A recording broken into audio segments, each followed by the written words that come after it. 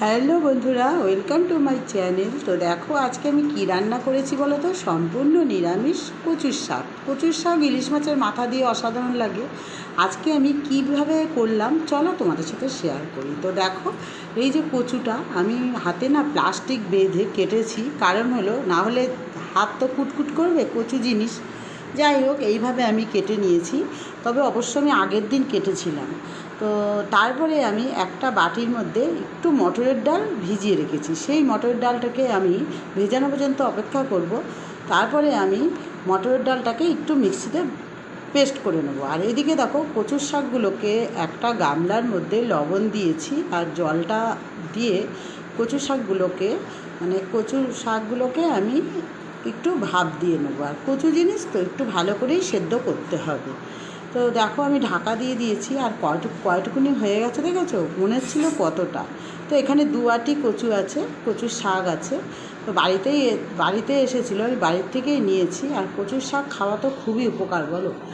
তো দেখো আমি সেদ্ধ করে নিয়েছি, এবার নামিয়ে নেব। আর নামিয়ে জল ঝরাতে দেবো। তো দেখো আমি এই ঝুড়িটার মধ্যে কচুর শাকগুলোকে ঢেলে দিয়েছি।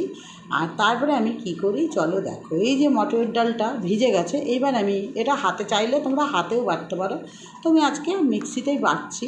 তো মটরের ডালের না চাপড়ি বানাবো। আমার মা যখন কচুর শাক করতো এইভাবে মটর ডালের চাপড়ি করতো, তবে আমার মায়ের মতন হবে না, কারণ আমি যতই চেষ্টা করি যার যার রান্না এক এক রকম হয়। যাই হোক, দেখো কচুর শাকের জলগুলো ঝরে গেছে। আর এই যে শুকনো লঙ্কা, তেজপাতা, পাঁচফোড়ন আর একটু আদা কুচি করে ঘুষনি আছে, সেই ঘুষনিতে ঘষে আমি এর মধ্যে ফোড়নে দিয়ে দিয়েছি। তারপরে আমি কচুর শাকগুলো যে ভাজিয়ে রেখেছিলাম সেগুলো এর মধ্যে দিয়ে দেবো। একদম সিম্পল, কিন্তু একটু গুছাতে দেরি হয়। তারপরে স্বাদ মতো লবণ দেবো, আর একটু হলুদ দেবো, আর 3-4টে কাঁচা লঙ্কা গোটা দেবো, কারণ যে যেরকম ঝাল খাবে সেই রকম দেবে। আর মিষ্টিটা আমি এখন দেবো না, নামানোর আগে দেবো। তো এইভাবে নাড়াচাড়া করবো। আর কচু জিনিস তো একটু ঝাল দিলে ভালো লাগে। তো এখন এটাকে ঢাকা দিয়ে করব, একটু টাইম লাগবে, কারণ এটা না অনেক জল ওঠে। তবে আমি বেশিরভাগ জলটা ঝরিয়েই নিয়েছি। তো এটা না নারকেল দিয়েও ভালো লাগে, ইলিশ মাছের মাথা তো দারুণ লাগে। তো দেখো আমি আজকে নিরামিষভাবে করবো জন্য এর মধ্যে বাদাম দিয়ে দিয়েছি। আর এইদিকে দেখো বাদামটা ভেজে নিয়েছি, বাদামটা পরে দেবো। আর এদিকে দেখো মটরের ডাল আরেকটা ওভেনে মটরের ডালের চাপড়ি করছি কীভাবে। মটর ডালটা মিক্সিতে ভালো করে পেস্ট করে নিয়ে একটু লবণ দিয়ে রেখেছি। তারপরে গোলা রুটির মতন করে এইভাবে পাতলা করে উল্টে পাল্টে চাপড়ি বানাবো। এবার এটাকে আমি পিস পিস করে নেব। তো এটাকে বলে চাপড়ি। তো মটর ডালের চাপড়িটা আমি এইভাবে করব। তো কচুর শাকে না এইভাবে দিলে অসাধারণ লাগে। তো দেখো আমি এইভাবে পিস করে নিচ্ছি, নিয়ে দেখো টুকরো টুকরো করে এটা আমি নামানোর আগে দেবো। তো এদিকে আমি ঢাকা দিয়েছিলাম, দেখো কত জল উঠে গেছে। এইভাবে নাড়াচাড়া করব, মানে জলটা পুরো টেনে নেবে।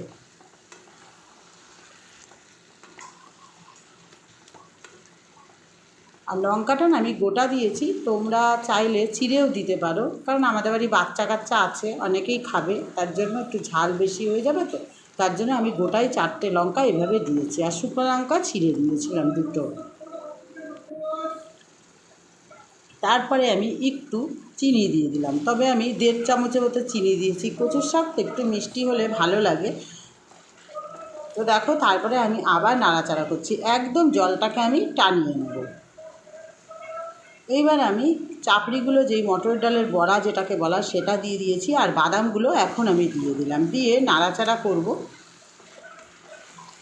আস্তে আস্তে আস্তে অনেক শুকিয়েও যাবে।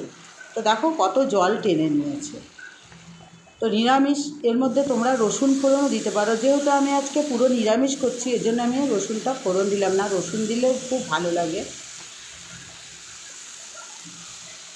তো এটা না কালো কচু খাওয়া খুব ভালো শরীরের জন্য।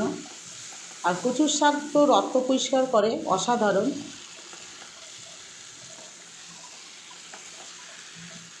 তো দেখো কত শুকিয়ে গেছে। তো আমার রেসিপিটা তোমাদের কেমন লাগলো অবশ্যই বলো। তারপরে আমি ইলিশ মাছের মাথা দিয়ে করব, তবে শ্রাবণ মাস তো আমি এখন বেশি নিরামিষটাই করছি। তো বন্ধুরা দেখা হবে নেক্সট ভিডিও।